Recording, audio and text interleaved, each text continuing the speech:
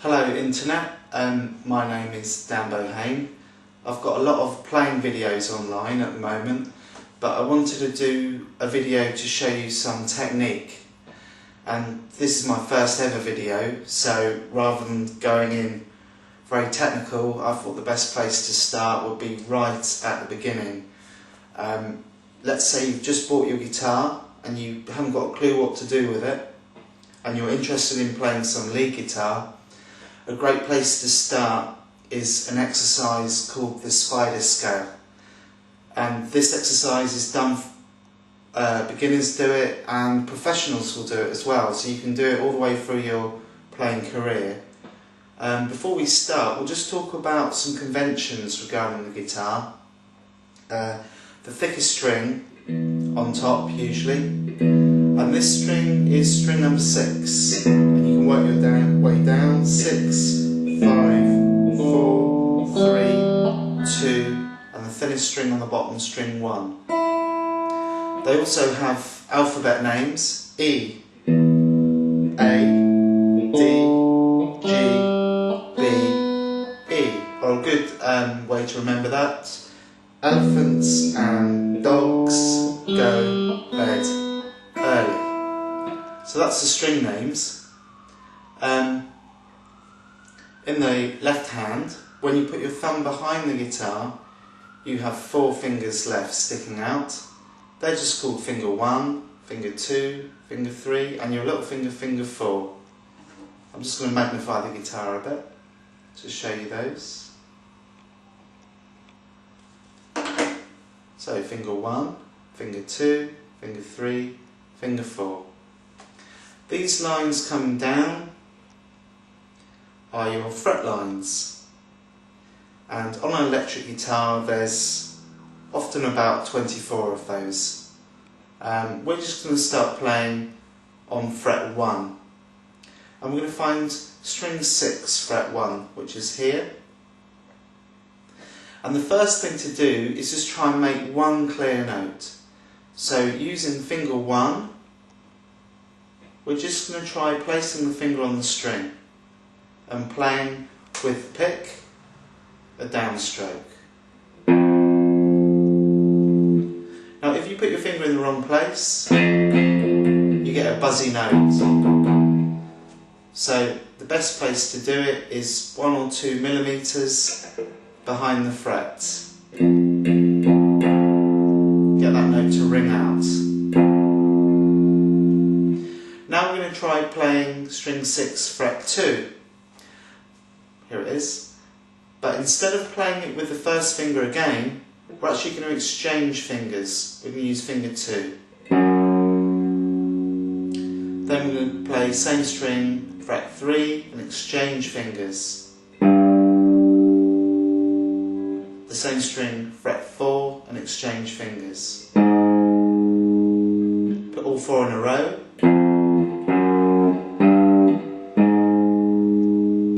Now with the pick you'll be alright for the time being using downstrokes on all 4 notes. Let's just concentrate on getting these notes clear to start with. To get these notes sounding nice, quite a good idea is when you play the first note and you move to the second note, think about it as passing, finger 1 passes a baton to finger 2, then it comes off the guitar. Finger 2 passes a baton to finger 3, then it comes off the guitar. That way you get a nice sound called a legato sound, which is like a smooth, flowing sound. Rather than this, which is a staccato sound, which is something you might want sometimes, but in this case it's not really desirable. So when you've mastered string 6,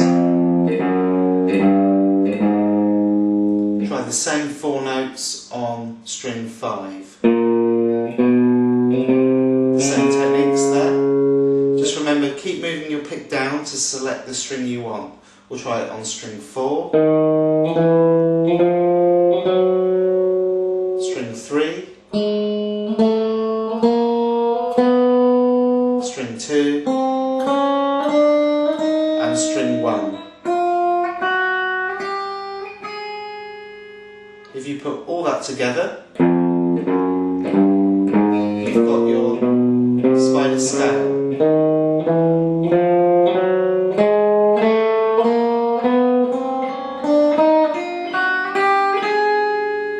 When you feel pretty comfortable with that, you can try it backwards. That means you start with your little finger on the first string, 4th fret, and play it. Exchange to finger 3 on the 3rd fret. Exchange to finger 2, finger 1. Then find the 2nd string, 4th fret, do the same thing. 4, 3, 2, 1. 3rd string, 4th string, 5th string, 6th string. When you've mastered your spider up and down, what you might want to think about is your pick hand. So I'll try and get that in shot. Okay, here we go. Now a downstroke is just a single stroke down towards the floor, like that. But a more professional way of picking is with down up strokes. Down, up, down, up, down, up, like that. If you apply that to the spider, you've got a down up on each string. Down, up, down, up, down, up, down, up.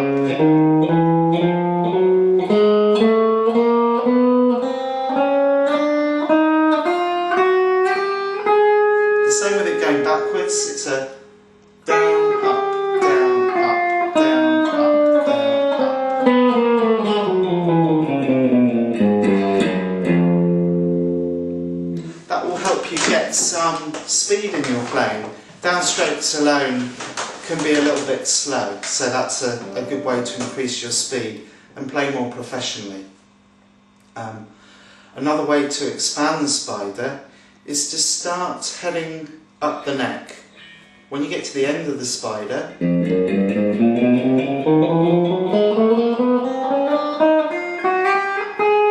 that's called the first position, because each time we play, our first finger is covering the first fret. When you get to the end, slide up 1 and start going backwards. This is the second position, because each time our first finger covers the 2nd fret. Then you're going to slide up to the 3rd position.